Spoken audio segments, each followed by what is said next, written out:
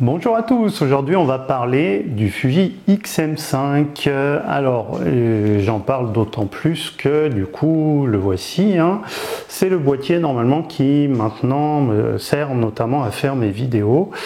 Bon voilà, du coup j'ai mis le XT5, hein. Voilà, alors donc ce boîtier, je vous fais un petit bilan rapide. Alors rapide parce que je l'utilise pas beaucoup pour autre chose, à vrai dire. Alors que je devrais, puisque on va voir dans la vidéo suivante sur ma chaîne qu'il y a des raisons de prendre éventuellement des photos avec ce capteur plutôt qu'avec le 40 mégapixels. Bon, je spoil pas plus que ça. En tout cas, c'est un boîtier. Alors première chose, il est tout petit, hein. Vraiment, il est tout petit. Voilà. Donc vraiment il est tout petit, et ma main à côté quoi, j'ai jamais eu un boîtier aussi petit que ça. Moi j'ai eu un XS20 qui est déjà pas très gros mais qui est quand même plus gros que ça. Lui il est tout petit. Alors ici il est monté avec l'excellent Sigma 10-18, hein. Alors voilà, si je me cache pas évidemment il va pas faire la mise au point dessus. Voilà. Avec l'excellent Sigma 10-18, hein. Qui lui va comme un gant d'ailleurs, parce que c'est justement le souci de ces petits boîtiers, c'est que dès que vous leur mettez des objectifs assez conséquents, ils sont trop petits, hein, très clairement. Donc là, ce Sigma 10-18, ça va très bien. Après, moi, c'est l'objectif le plus petit et le plus léger que j'ai en monture Fuji. Si ce boîtier, je le destinais vraiment à faire souvent de la photo et de la vidéo, mais surtout de la photo, je pense que j'opterais pour un objectif de focale, je veux dire, plus standard que le 10-18. Genre Sigma 18-50, mais ça serait déjà un peu gros même, je pense, hein, le Sigma 18-50. Il y a le nouveau 16-50 là de Fuji qui est pas très ouvert malheureusement, puisque c'est un 2.8 4.8 il me semble de mémoire, qui doit mieux lui aller je pense, hein, clairement, ou alors sinon des petites focales fixes, alors notamment comme le tout nouveau 23 mm 2.8 là qui sort en kit avec le X5. Alors ce serait bien qu'ils le vendent en kit aussi avec le XM5, parce que sinon il est un peu cher du coup.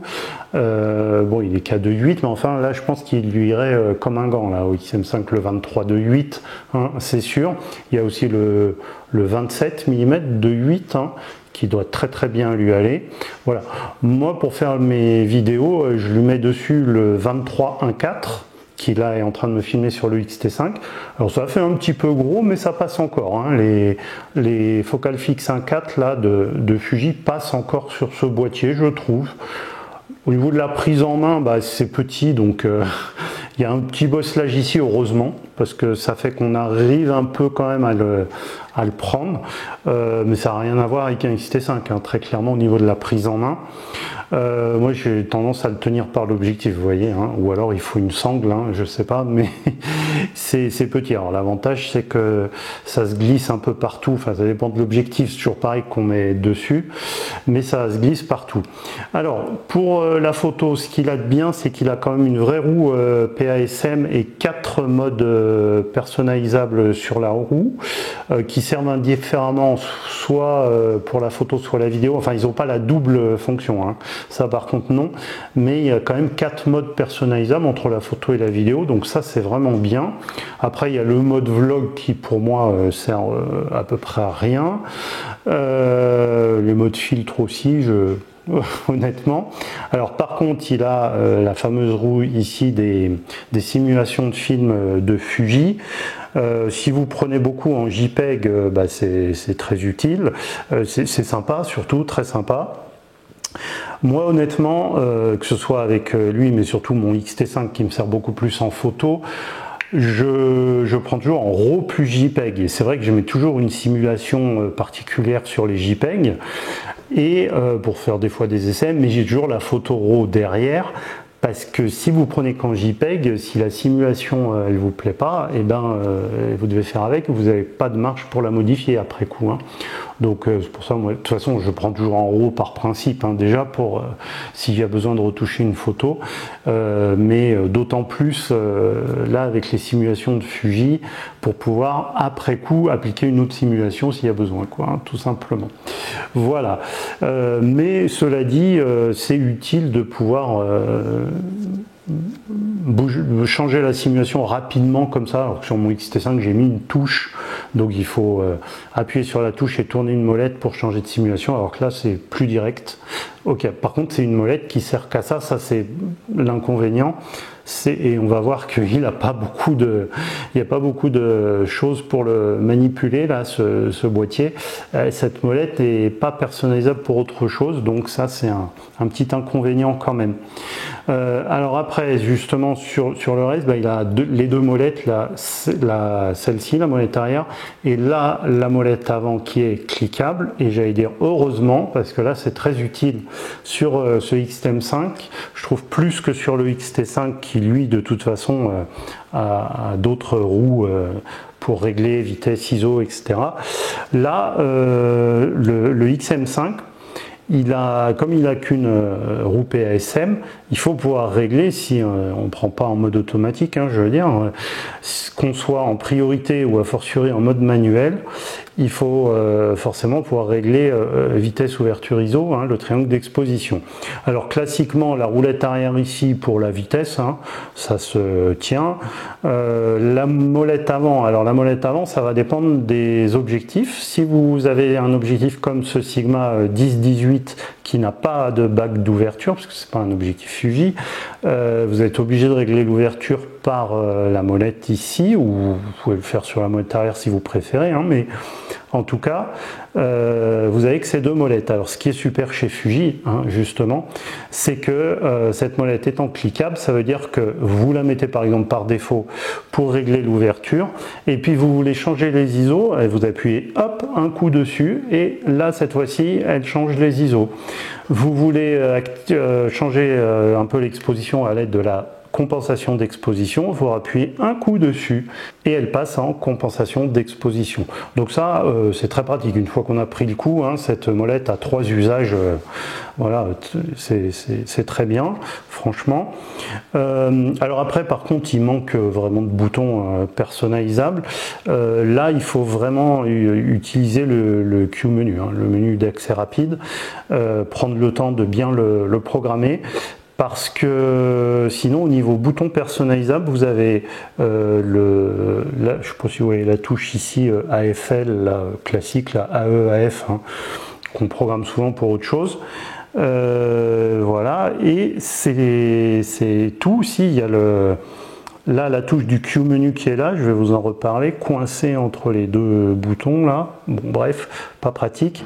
Et puis le bouton de déclenchement vidéo, on peut en photo l'affecter, lui affecter une autre fonction.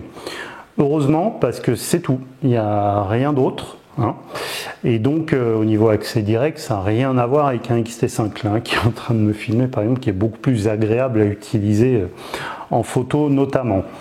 Voilà, donc du coup oui, je vous disais, la touche du Q-menu, elle est toute petite, elle est coincée entre les deux molettes. Moi bon, j'ai des assez gros doigts on va dire, et en plus elle ressort pas quoi, donc il faut la cliquer, il faut appuyer dessus avec l'ongle, et comme je vous disais, on a besoin de ce Q-menu beaucoup avec ce boîtier, et ben moi je l'ai mis, heureusement on peut déplacer le Q-menu, je l'ai mis justement sur la commande AEL, AFL, et sur le Q-menu j'ai mis la détection, enlever ou remettre la détection de sujet.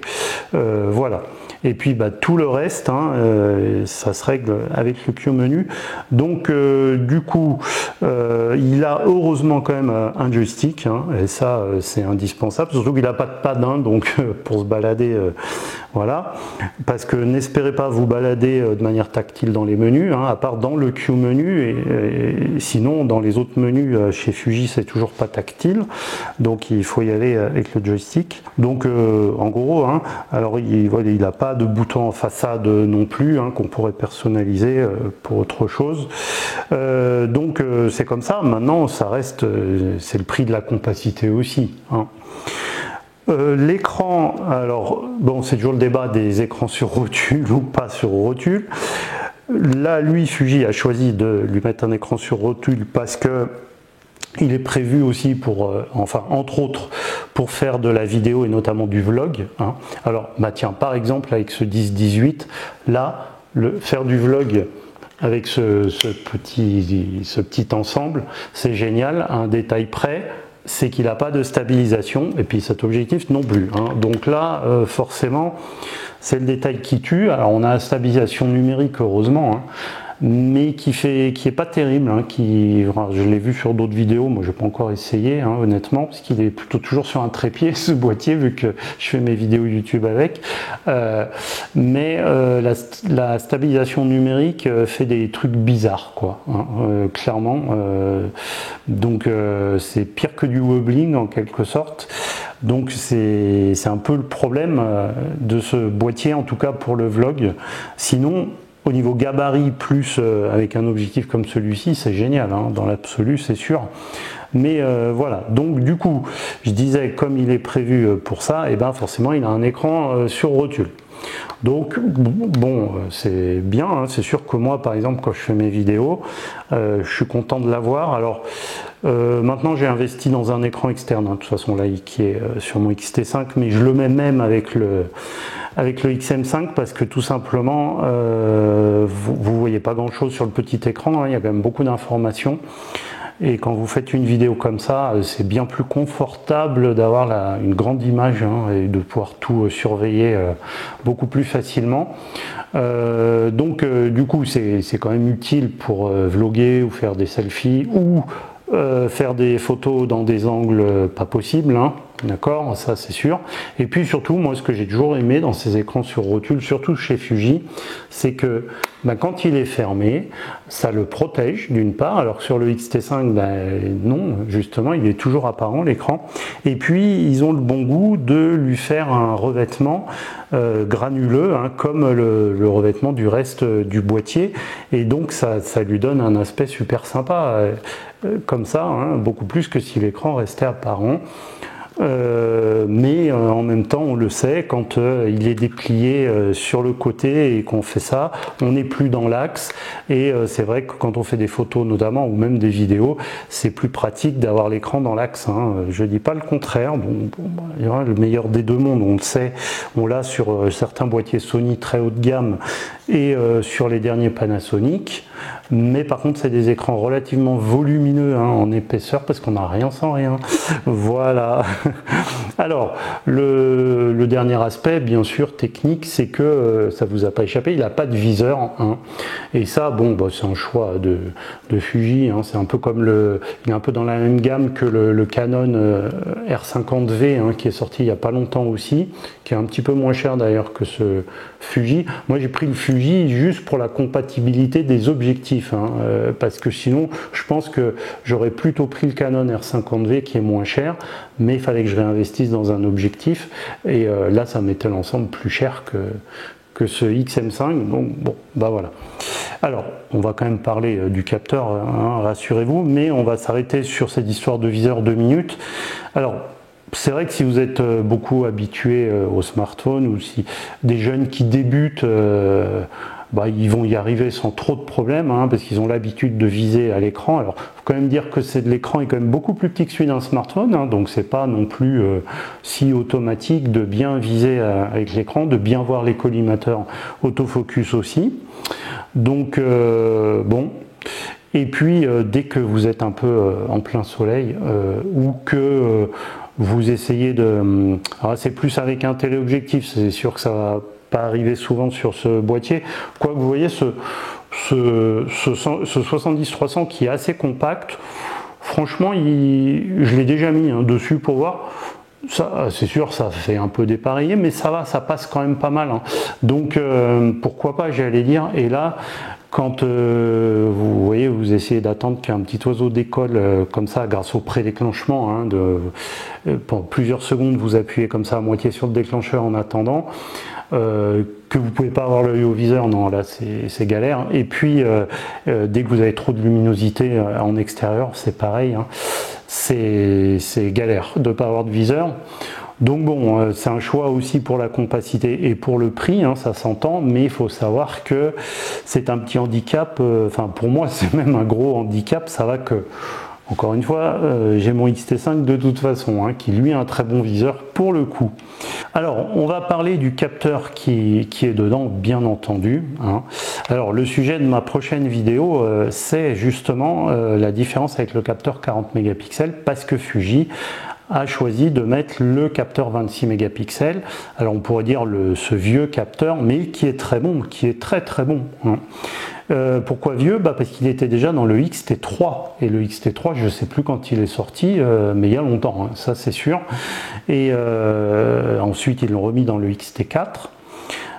Il est aussi donc dans le XS20 et dans ce XM5, et c'est tout, hein. Tout le reste de la gamme récente maintenant de Fuji est équipé du capteur 40 mégapixels. Alors pourquoi c'est bien? Parce qu'on n'a pas tout le temps besoin des 40 mégapixels, hein, franchement, et surtout sur un petit boîtier comme ça, je vois encore moins l'intérêt. Et comme ce capteur était déjà très bon pour ce qui est de la dynamique, de la sensibilité, et qu'il est couplé au nouveau processeur de Fuji, contrairement par exemple au X-T4 ou au X-T3, hein, qui avait l'ancien processeur, là, on a le nouveau processeur avec l'autofocus récent, hein, je veux dire, de Fuji, hein, même s'il n'est pas parfait, cet autofocus, c'est quand même autre chose que celui d'un X-T4 notamment, et a fortiori d'un X-T3. Voilà, et ça lui va comme un gant, honnêtement.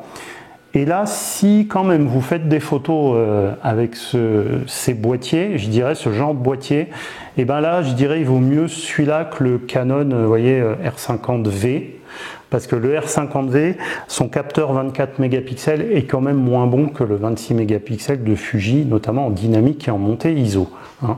De manière générale, les capteurs Fuji en APS-C sont meilleurs que les capteurs Canon, que ce soit le 32 mégapixels du Canon R7 ou le 24 mégapixels du reste de la gamme APS-C.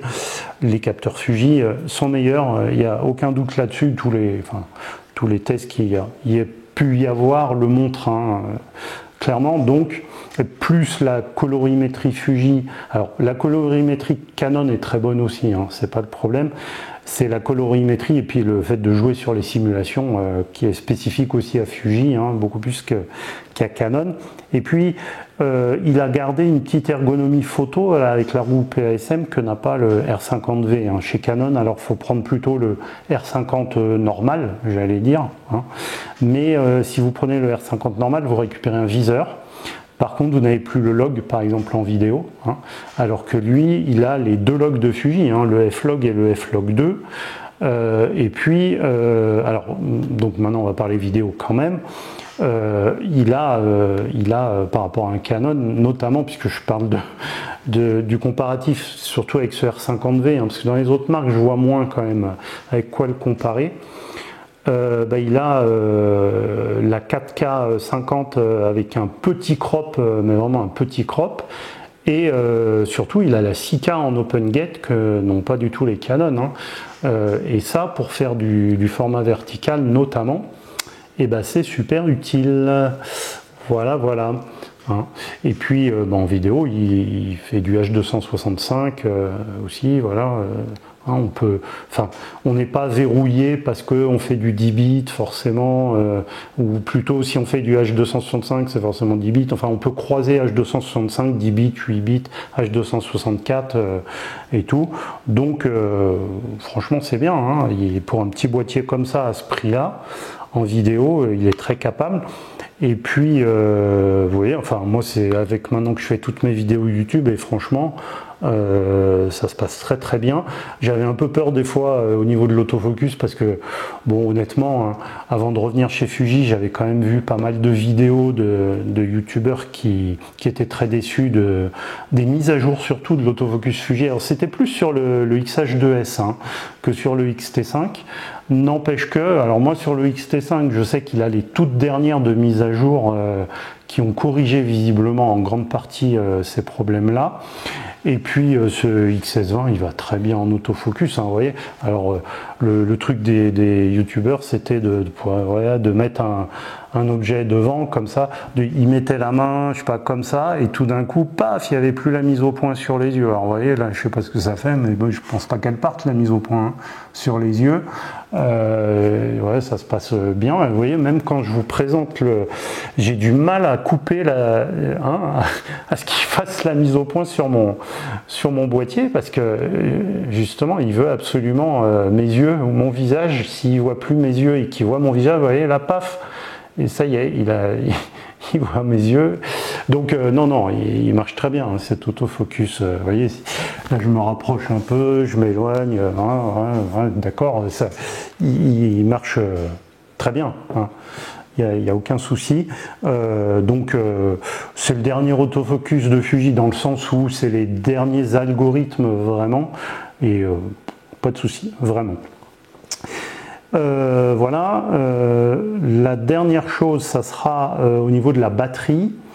C'est la petite batterie. Alors oui, dans un gabarit comme ça, ils peuvent pas mettre hein, la grosse batterie. Alors chez Canon, ils font pareil hein, de toute façon.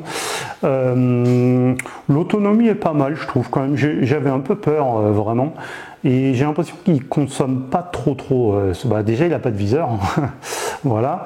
Et puis, je pense qu'avec le nouveau processeur Fuji, ils ont optimisé parce que quand je vois dans le XT5, alors ça, dans ma vidéo bilan là, du XT5, je ne l'ai pas dit, enfin je l'ai écrit en bas, mais là c'est l'occasion de le redire, l'autonomie du XT5 est vraiment super, vraiment, je suis impressionné par l'autonomie de ce boîtier, et je pense qu'encore une fois, hein, c'est l'ensemble processeur capteur qui est optimisé, hein.